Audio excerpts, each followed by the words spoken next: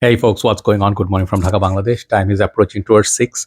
It's 5:45 here, and I will be doing one last video for the night. It's a new month already, October, mid-October. We start seeing mild, cool breeze going on in Bangladesh. Hopefully that will happen. But this current moment is very hot and humid. It's literally like it takes out a lot from you. So I have been staying here, the old house, for a few days because of certain work, and I will be doing some reviews from new house soon. So this particular episode I want to do is 5 fragrances. Okay. I didn't want to put 10. I want to talk a little bit on each, and I will put this as blind buy worthy or must haves. Okay. And this is the category I do not recommend. Why don't I recommend? Because on most part, no fragrance is safe. Nothing is must have. Okay. Fragrances are luxurious products. Must haves are food, clothing, shelter, internet. So those are your primary goals. But in my world, like when I talk about fragrances, and when I collect fragrances, I have collected a lot. Okay. And when I say a lot means a lot.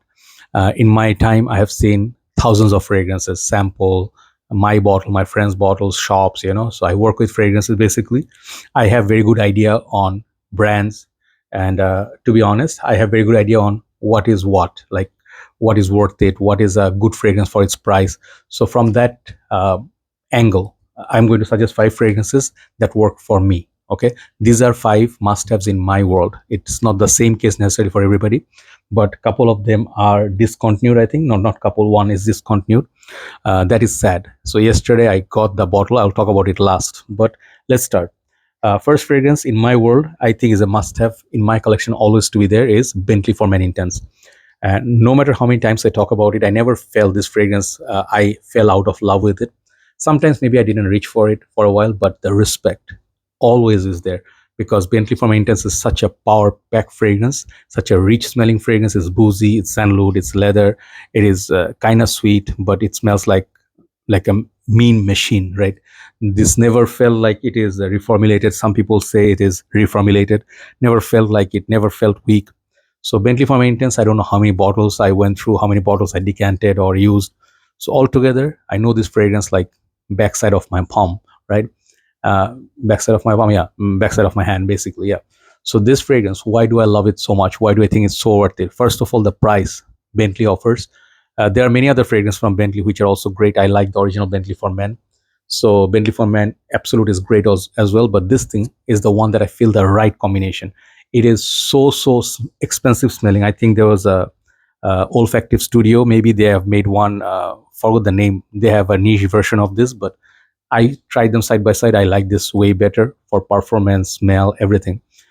This is a winter fragrance, and I do like the boozy aspect of it and the leather aspect of it. Sandalwood, not so much. That gives that sort of like weird vibe, which I don't like at the base. But the opening, amazing fragrance, and the bottle. I always feel like I'm owning a Bentley car. I mean, this is what my money can buy. Okay, great fragrance, Bentley For Men Intense. Okay, that for me in my world is a must-have.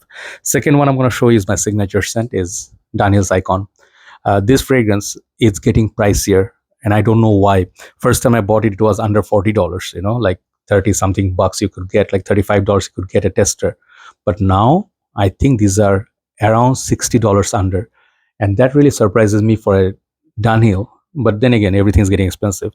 But this bottle once again feels heavy, feels robust. This bottle is almost finishing. I have a backup of this. Always have a backup. This fragrance is one of the best fragrances your money can buy. Okay, just like the Bentley, because the way this smells. I keep pushing this, keep talking about it, how nice this smells. People are like, this is like a younger version of Terre d'Hermes. I mean, why?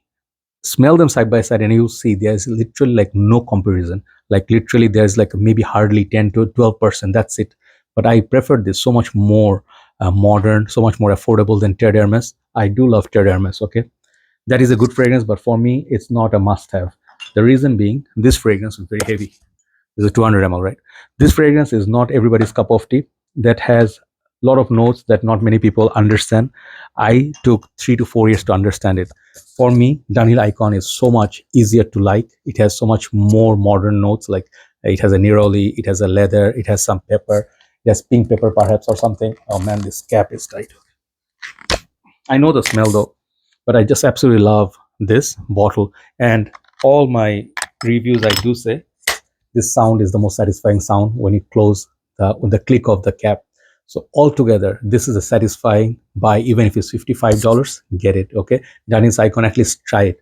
If you never had it, this is signature scent worthy fragrance, very masculine, modern, and I think a complete fragrance. I don't see any weakness in that fragrance. If someone don't like it, maybe it's their choice, but that fragrance is amazing.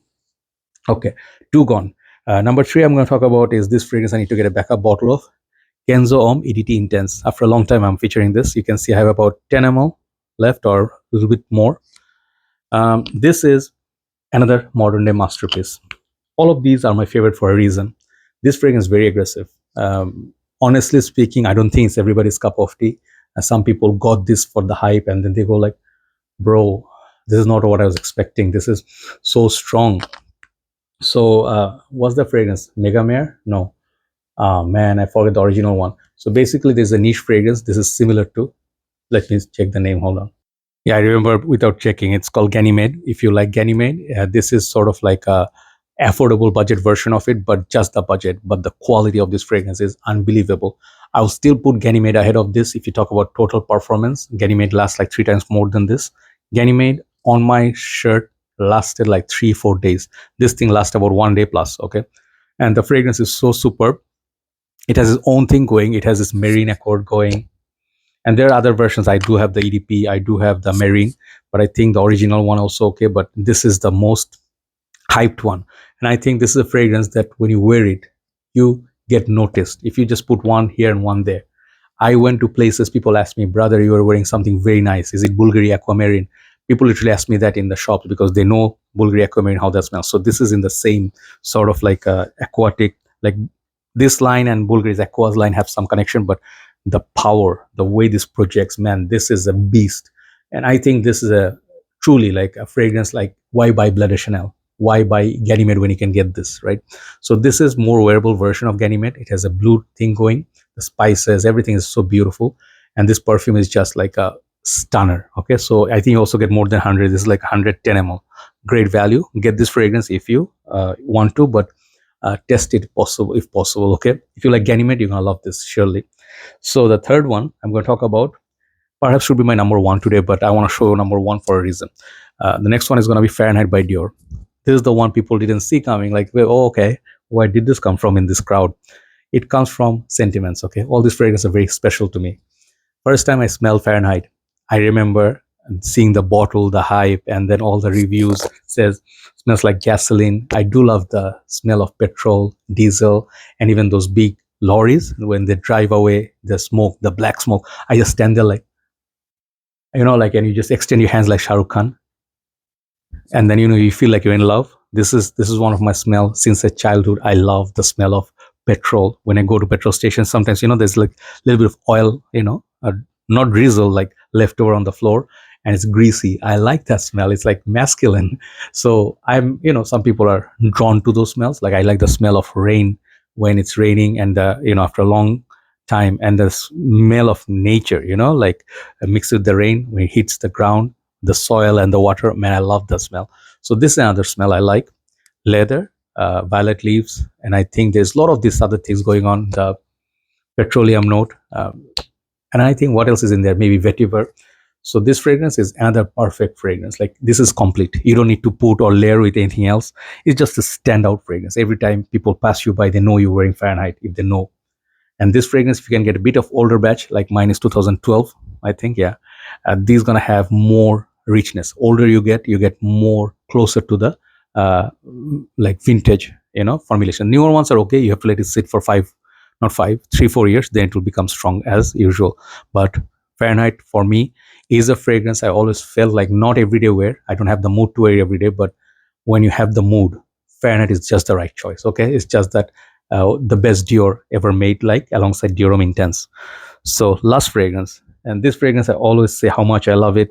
It is not the most favorite fragrance in the fragrance community, but to me, this is a fragrance that says Joy Amin. Okay, this is Sique Reveal. Yesterday, lucky for me, I scored a backup bottle, and I had a bottle about 50 or 40 ml, and I wanted to like get a backup. I sold that bottle off because I'm going to be using this.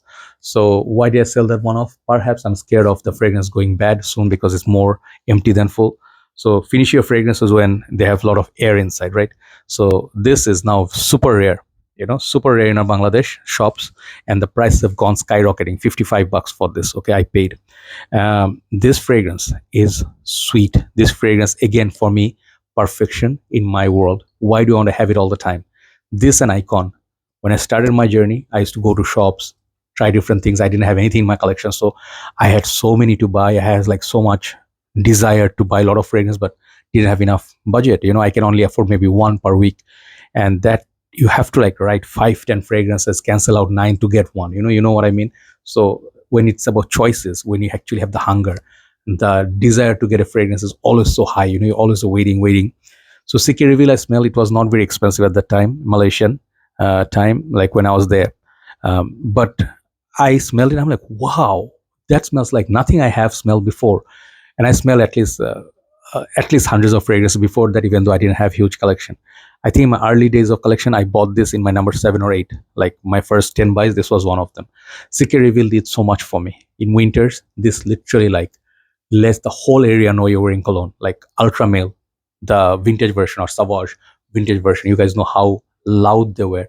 People would smell you, they look at you, and then they sometimes this literally just give you a look. They know that you're wearing something different. And even nowadays, I smell like 1 out of 10. Sometimes guys are wearing this. When they pass me by, I know they're wearing CK Reveal because it's familiar. It's boozy. I think it has one boozy note, maybe cognac or something. I forgot, or brandy. One of these, and it has leather. It has a lot of these other things going on.